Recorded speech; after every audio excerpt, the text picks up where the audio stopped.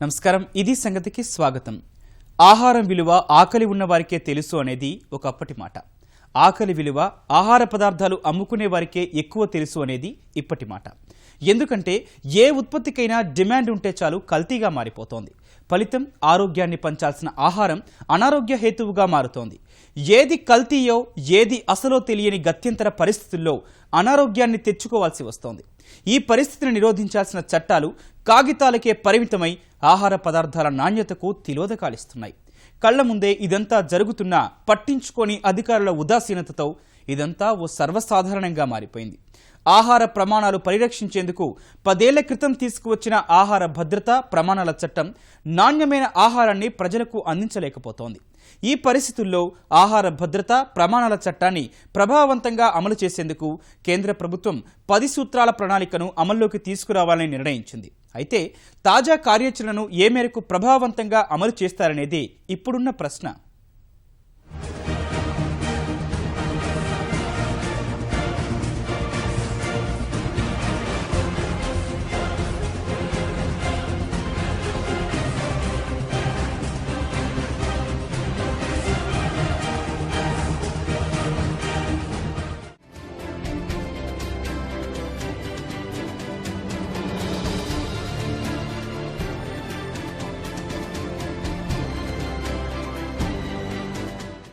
రెండు 2006లో నిర్వహించిన జాతీయ ఆహార సర్వే ప్రకారం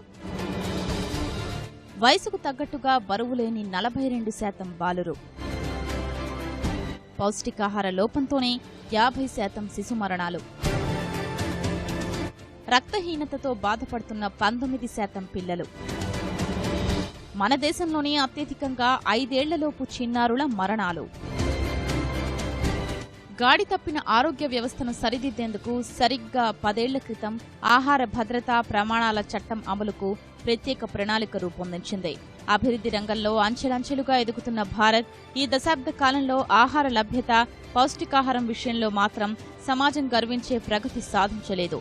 ఆహార పదార్థాల్లో రాజ్యమెలుతున్న కల్తీ ప్రమాణాలకు పాతరేస్తోంది. మనిషికి ఆరోగ్యం అందించాల్సిన ఆహారం అనారోగ్యాన్ని పంచుతోంది.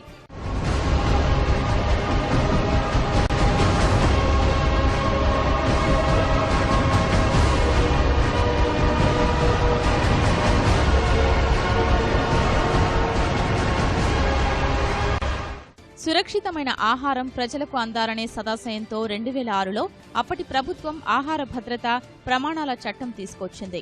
ఈ చట్టం ప్రకారం అన్ని స్థాయిల్లో ఎవరైనా పదార్థాల్ని కల్తీ చేస్తే కఠిన శిక్షలు తప్పవు. అయితే 10 ఏళ్లలో జరిగింది మాత్రం ఇందుకు పూర్తి భిన్నం. చట్టంలోని లొసుగుల్ని ఆధారంగా కల్తీరాయుళ్లు తప్పించుకుంటున్నారు. ప్రభుత్వం పార్లమెంటుకు ఇచ్చిన లెక్కలే ఈ విషయాన్ని స్పష్టం చేస్తున్నాయి. ఆహార భద్రతా ప్రమాణాల చట్టం కింద 2013-14లో 10,200 మందిపై మాత్రమే విచారణ జరిపితే కేవలం 10వ వంతు మందికి మాత్రమే శిక్షలు పడటం చట్టం పనితీరుకు నిదర్శనం.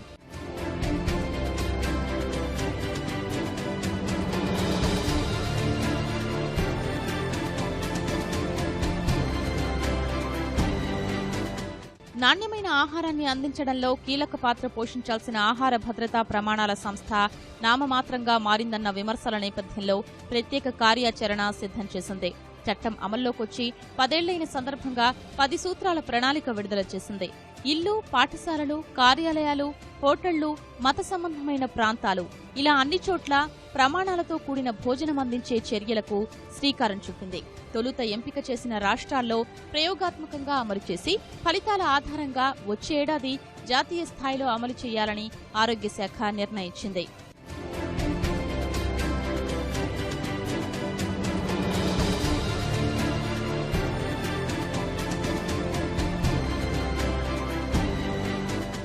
10 సూత్రాల ప్రణాళికలో భాగంగా ప్రతి ఇంటికి గ్రీన్ బుక్ అందిస్తారు.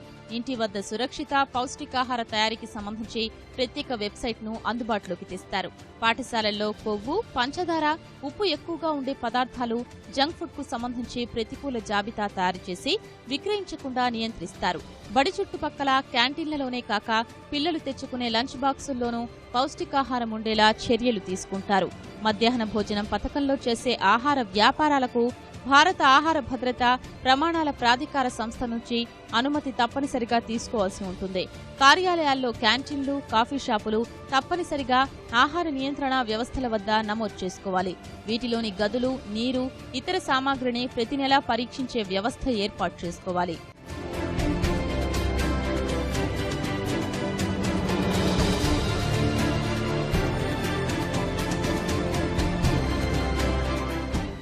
ఆధ్యాత్మిక కేంద్రాలు అంటే ఆలయాలు, మసీదులు, చర్చిలు, గురుద్వారాల వంటి వాటి కేంద్రాల్లో ఆహార భద్రతా నిర్వహణ వ్యవస్థ అమలు చేయాలి. వ్యవసాయం, వ్యాపారానికి సంబంధించి ప్రమాణాల్లో ఉన్న తేడాలు సరిచేసే చర్యలు తీసుకుంటారు. ఆహార భద్రతపై వినియోగదారులు నేరుగా అధికారుల్ని కలుసుకోవడానికి వీలుగా డిస్ప్లే బోర్డులు ఏర్పాటు చేస్తారు. Mother dairy, Haldiram, Starbucks, burger king తదితర కంపెనీలు ఇప్పటికే 1300 అవుట్లెట్లలో ఈ బోర్డుల ఏర్పాటుకు సంసిద్ధత తెలిపాయి. ఆహార ఉత్పత్తుల్లో పోషకాలు పెంచే ప్రక్రియ, సేంద్రియ ఆహార ఉత్పత్తుల తయారీకి సంబంధించి కొత్త ప్రమాణాల రూపకల్పన చేయనున్నారు. అదేవిధంగా రిజిస్ట్రేషన్, లైసెన్సింగ్ నిబంధనలు సరళీకరిస్తారు. దేశవ్యాప్తంగా పాల నాణ్యతను అంచనా వేసేందుకు జాతీయ సర్వే నిర్వహించాలని నిర్ణయించారు.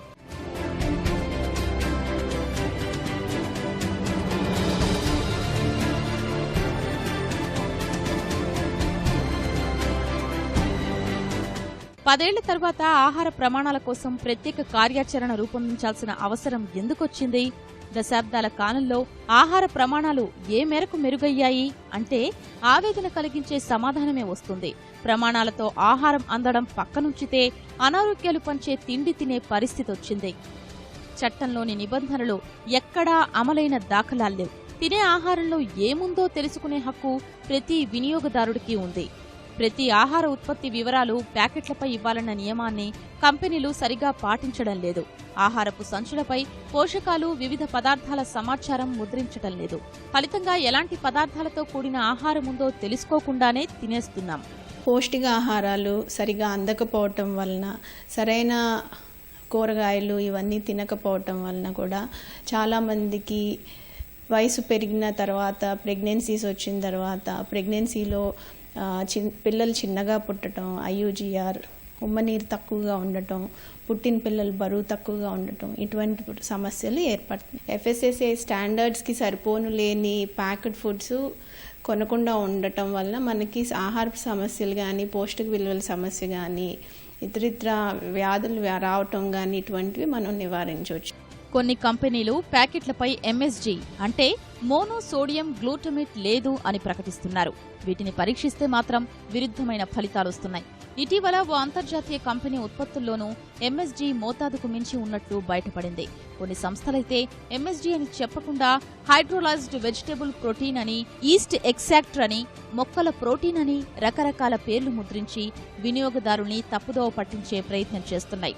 ఇలా ప్రమాణాలు లేని ఆహారపు ఉత్పత్తులు తినటం వల్ల ఆరోగ్యం దెబ్బతింటుందని వైద్యులు చెబుతున్నారు.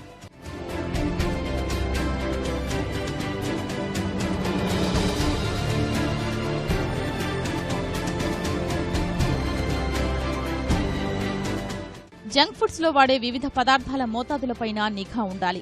మార్కెట్ల నుంచి క్రమం తప్పకుండా నమూనాలు సేకరించి చట్టం అతిక్రమించే వారి పట్ల కఠినంగా వ్యవహరించాలి. ఇవన్నీ కాగితాలకే పరిమితమవుతున్నాయి. పరిమితికి మించి హానికర పదార్థాలు ఉన్న చిరుతిండ్లు తిని పిల్లల ఆరోగ్యం దెబ్బతింటోంది.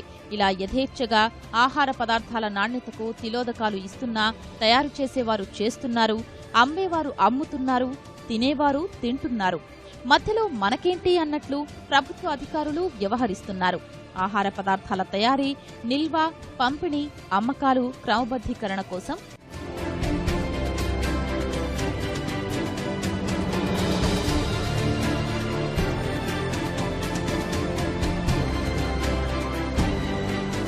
2006లో ఆహార భద్రతా ప్రమాణాల చట్టం వచ్చింది. అదే ఏడాది ఆగస్టులో చట్టం ప్రతిపాదించిన 2011 ఆగస్టు నుంచి అమల్లోకి వచ్చింది. చట్టం అమలుకు వైద్య, ఆరోగ్య, కుటుంబ సంక్షేమ శాఖ పరిధిలో కేంద్ర ప్రభుత్వం ప్రత్యేక యంత్రాంగం ఏర్పాటు చేసింది. కానీ అమల్లో వైఫల్యం చెందినట్లు ప్రస్తుత పరిస్థితులు కళ్లకు కడుతున్నాయి. యూత్ అట్రాక్ట్ అయ్యేది జంక్ ఫుడ్ కండి.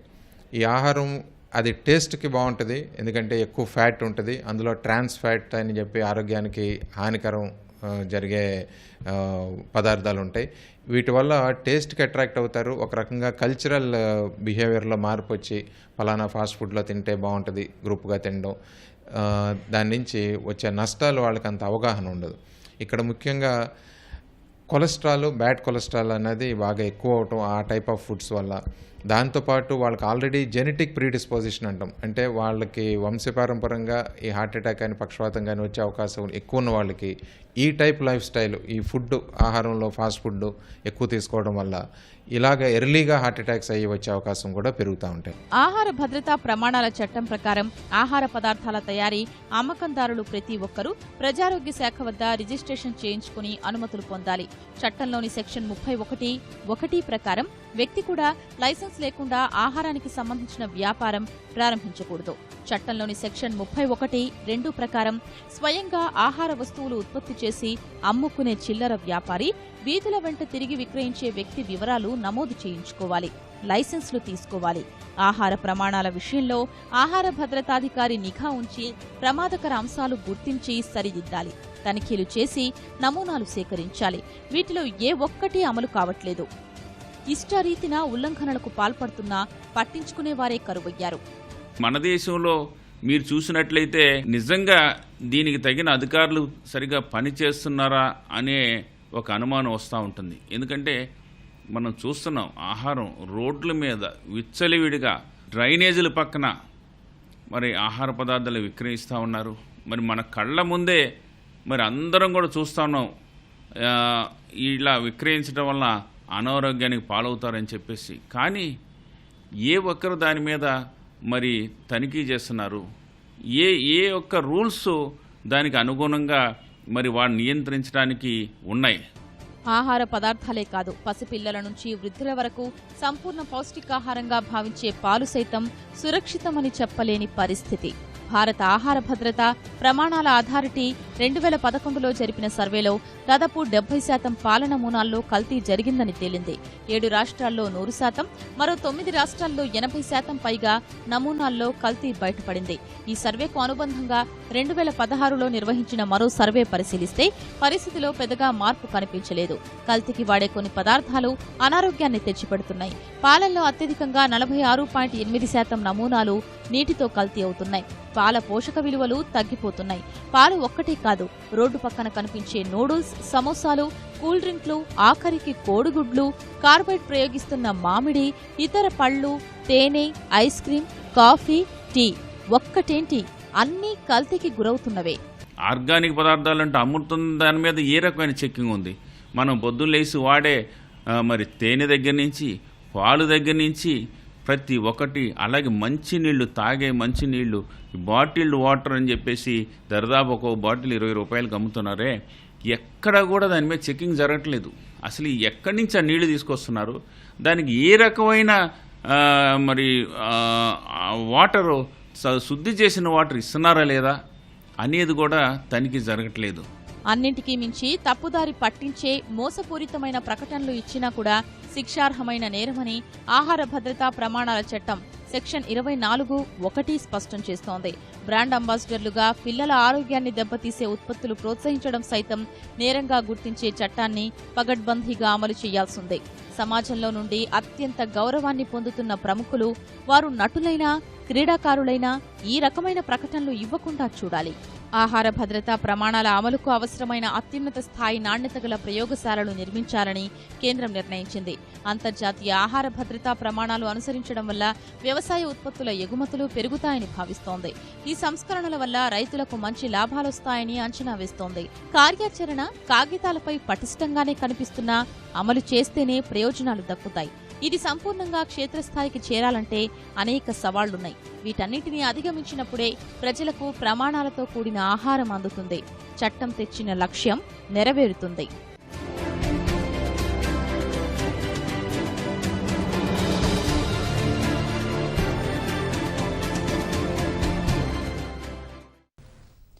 ప్రపంచవ్యాప్తంగా అనేక ప్రత్యామ్నాయ రవాణా మార్గాలున్న రైలుకున్న ప్రత్యేకతే వేరు.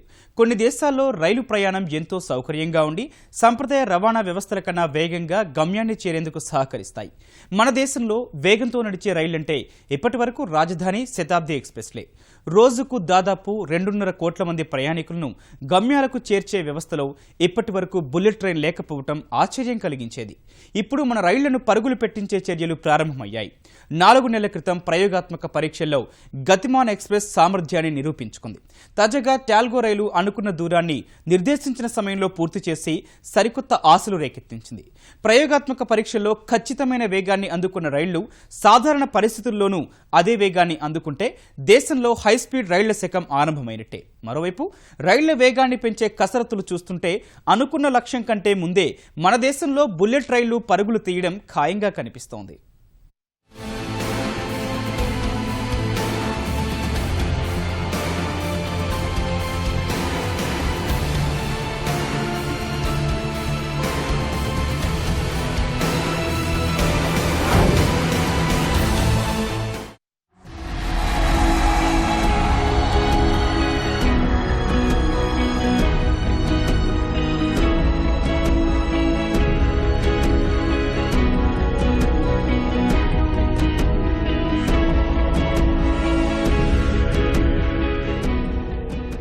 భారతీయ రైల్వే ప్రపంచంలోనే 4వ అతిపెద్ద రైల్వే నెట్వర్క్.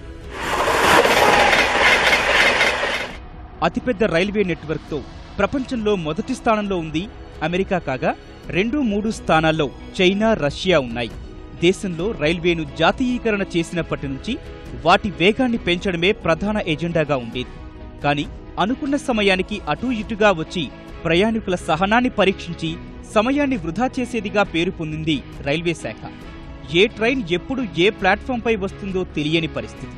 అనుకున్న సమయం కంటే ఆలస్యంగా వచ్చే రైలు కనీసం వృధా అయిన సమయాన్ని వేగంగా వెళ్లి ఆదా చేస్తుందా? అదీ ఉండదు. కారణం ఆ రైళ్లకున్న వేగమే. ఇప్పటి వరకు ఉన్న పరిస్థితి ఇది.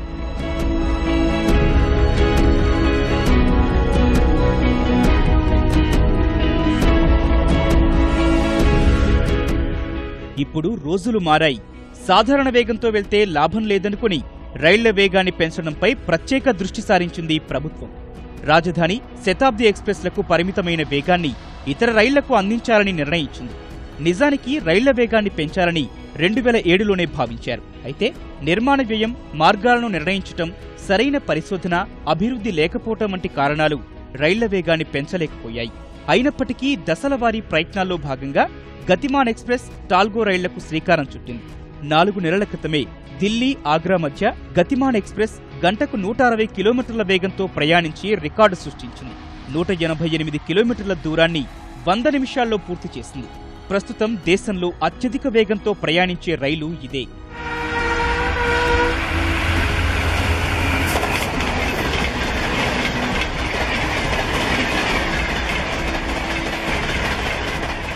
ఇక స్పెయిన్ నుంచి దిగుమతి చేసుకున్న టాల్గో రైలు కూడా గంటకు 150 కిలోమీటర్ల వేగంతో ప్రయాణించి ఢిల్లీ, ముంబై మధ్య దూరాన్ని కేవలం 11 గంటల 48 నిమిషాల్లో పూర్తి చేసింది. ఢిల్లీ, ముంబై మధ్య దూరం 1384 కిలోమీటర్లు. ఢిల్లీలో శనివారం మధ్యాహ్నం 2 గంటల 45 నిమిషాలకు బయలుదేరిన టాల్గో ఎక్స్ప్రెస్ ఆదివారం ఉదయం 2 గంటల 33 నిమిషాలకు ముంబై చేరుకుంది. గంటకు 130 కిలోమీటర్ల వేగంతో వెళ్లే రాజధాని ఎక్స్ప్రెస్కు ఈ దూరాన్ని పూర్తి చేయడానికి 16 గంటలు పట్టేది.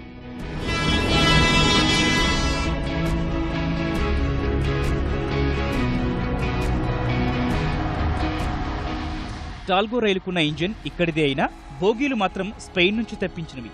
సాంప్రదాయ బోగీలతో పోలిస్తే 20% ఎక్కువ వేగంతో ప్రయాణించగలిగే సామర్థ్యం వీటి సొంతం.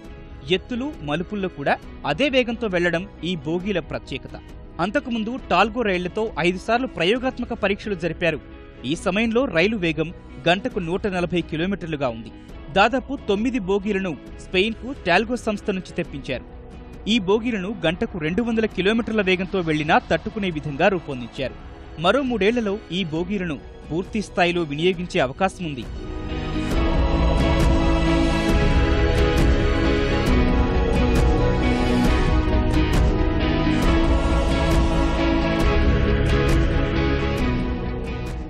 దేశంలో సెమీ హైస్పీడ్ రైళ్లు ప్రవేశపెట్టక ముందు 1988లో వచ్చిన భోపాల్ శతాబ్ది ఎక్స్ప్రెస్ అత్యంత వేగంతో నడిచే రైలు. గరిష్ట వేగం గంటకు 140 కిలోమీటర్లు. 1972లో రాజధాని ఎక్స్ప్రెస్ ప్రారంభమైంది. ఈ రైలు వేగం గంటకు 91 కిలోమీటర్లు మాత్రమే. ఇక అత్యధిక దూరాలను చేరుకునేందుకు దురంతో రైళ్లను 2009లో ప్రవేశపెట్టారు. వీటి వేగం కూడా గంటకు 85 కిలోమీటర్లు మాత్రమే. వీటినే సూపర్ ఫాస్ట్ రైళ్లు అనేవారు. గతిమాన్ వచ్చాక సెమీ హైస్పీడ్ రైళ్లని పిలుస్తున్నారు.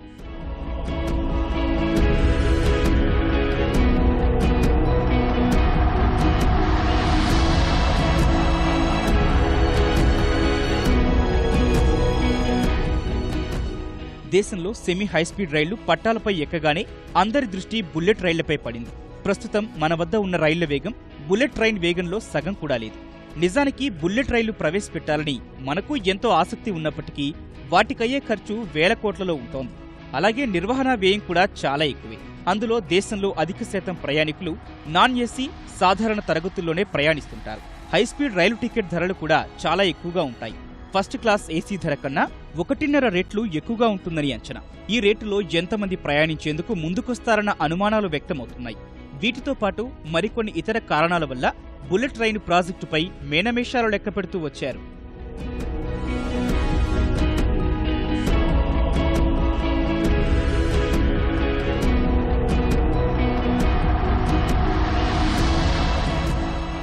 మోదీ సర్కారు మాత్రం బుల్లెట్ రైలు ప్రాజెక్టును ప్రతిష్టాత్మకంగా భావించింది. అందుకే వీలైనంత త్వరగా బుల్లెట్ రైలును పట్టాలపై ఎక్కించేందుకు ప్రయత్నాలు మొదలుపెట్టింది. ఇందులో భాగంగానే 2 ప్రాజెక్టులకు పచ్చజెండా ఊపింది. అందులో మొదటిది ముంబై అహ్మదాబాద్ మధ్య కాగా రెండోది ఢిల్లీ వారణాసి మధ్య నడుస్తుంది.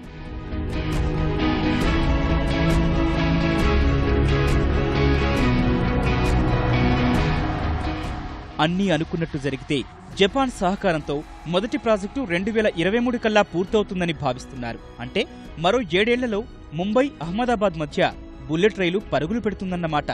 ఈ 2 నగరాల మధ్య ఉన్న దూరం 508 కిలోమీటర్లు. గంటకు 320 కిలోమీటర్ల వేగంతో పరిగెడితే ఈ దూరాన్ని బుల్లెట్ రైలు కేవలం 2 గంటల్లోపే పూర్తి చేస్తుంది. ఇంకో విశేషమేంటంటే ఈ రైలు మార్గం నీటి అడుగు నుంచి కూడా వెళ్తుంది. అంటే రైలు ప్రయాణికులు నీటిలో ప్రయాణించే అనుభూతిని కూడా పొందవచ్చు. 508 కిలోమీటర్ల దూరంలో దాదాపు 21 కిలోమీటర్ల పొడవైన సొరంగ మార్గాన్ని సముద్రంలో ఏర్పాటు చేస్తున్నారు. ఈ ప్రాజెక్టుకు దాదాపు 98,000 కోట్లు ఖర్చవుతుందని అంచనా. ఇందులో 80% నిధులు రుణం రూపంలో జపాన్ సమకూరుస్తుంది. నిజానికి ఈ ప్రాజెక్టు మీద చైనా ఆసక్తి చూపింది. అయితే చైనాలో చేపట్టిన బుల్లెట్ ట్రైన్ డిజైన్, మేనేజ్మెంట్ లోపాల కారణంగా ఆ దేశంపై భారత్ ఆసక్తి చూపించలేదని తెలుస్తోంది. 2018 చివరి నుంచి పనులు మొదలవుతాయని భావిస్తున్నారు.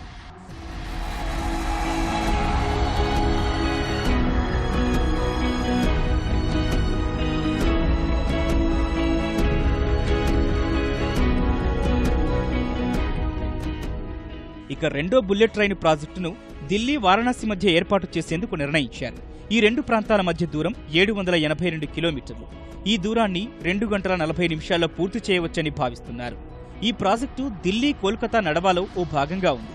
ఢిల్లీ వారణాసి మధ్య బుల్లెట్ రైలు సాధ్యాసాధ్యాలకు సంబంధించి స్పెయిన్ సంస్థ అధ్యయనం చేస్తోంది. తుది నివేదికను నవంబర్లోగా రైల్వే బోర్డుకు అందజేయనుంది. నివేదికలో పేర్కొన్న దాని ప్రకారం ఢిల్లీ వారణాసి మధ్య ఉన్న 782 కిలోమీటర్ల దూరాన్ని 2 గంటల 40 నిమిషాల్లోనూ, ఢిల్లీ లక్నో మధ్య ఉన్న 506 కిలోమీటర్ల దూరాన్ని గంట 45 నిమిషాల్లో పూర్తి చేయవచ్చు. అలాగే ఢిల్లీ కోల్కతా మధ్య 1513 కిలోమీటర్ల దూరాన్ని 4 గంటల 56 నిమిషాల్లో పూర్తి చేయవచ్చు. ఆయా మార్గాలు అక్కడి స్టేషన్లను బట్టి వేగం మారుతుంది. ఢిల్లీ వారణాసి ప్రాజెక్టు కోసం ప్రాథమికంగా 43,000 కోట్లు ఖర్చవుతుందని అంచనా వేస్తున్నారు. మొత్తం ఢిల్లీ కోల్కతా నడవా కోసం 84,000 కోట్లు ఖర్చవుతుందని అంచనా. తుది నివేదిక వచ్చేసరికి ఈ అంచనా వ్యయం మరింత పెరగవచ్చని తెలుస్తోంది. మన దేశంలో రైల్వేల జాతీయీకరణ 1951లోనే అయినా ఇప్పటి వరకు బుల్లెట్ రైలు లేకపోవటం లోపంగానే భావించవచ్చు. ప్రపంచంలో బుల్లెట్ రైలు ప్రారంభమై 50 ఏళ్లకు పైనే దాటిందంటే మనం ఎక్కడున్నామో అర్థమవుతుంది. ప్రపంచంలో తొలి బుల్లెట్ రైలు షింకన్సేన్ 1964లో అక్టోబర్ 1న టోక్యో ఒసాకా మధ్య నడిచింది. 513 కిలోమీటర్ల దూరాన్ని 2.5 గంటల్లో పూర్తి చేసింది. 2012 వరకు ప్రపంచంలోకెల్లా అత్యంత వేగంగా ప్రయాణించే రియల్ టైం రన్నింగ్ రైలుగా స్పెయిన్ రైలు రికార్డు సృష్టించింది. దీని గరిష్ట వేగం గంటకు 310 కిలోమీటర్లు. అయితే ఇటీవలే ఈ రికార్డును జపాన్ బద్దలు చేసింది. ప్రపంచంలో అత్యంత వేగంతో నడిచే రైలుగా జపాన్ మాగ్లేవ్ రైలు రికార్డు సృష్టించింది.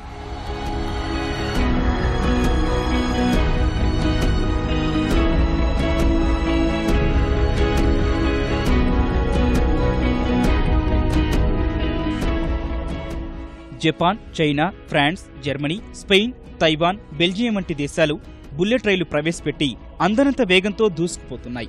పోటీపడి మరీ వేగాన్ని పెంచుకుంటూ తమ రికార్డులు తామే బద్దలు కొడుతున్నాయి. ఈ హైస్పీడ్ రైలు చూడటానికి సంప్రదాయ రైళ్ల కన్నా చాలా భిన్నంగా ఉంటాయి.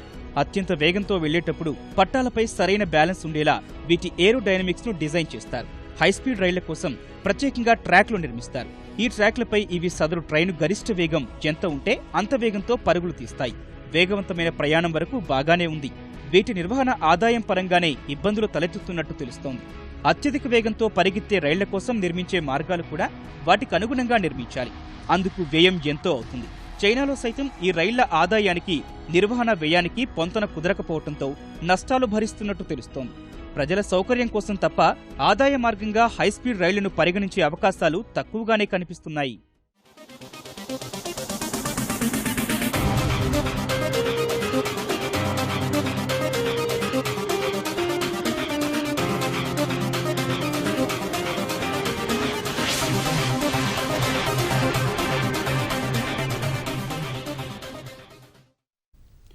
ఇది సంగతి. మరిన్ని విభిన్న అంశాలతో మరో ఇది సంగతిలో మళ్ళీ కలుద్దాం. నమస్కారం.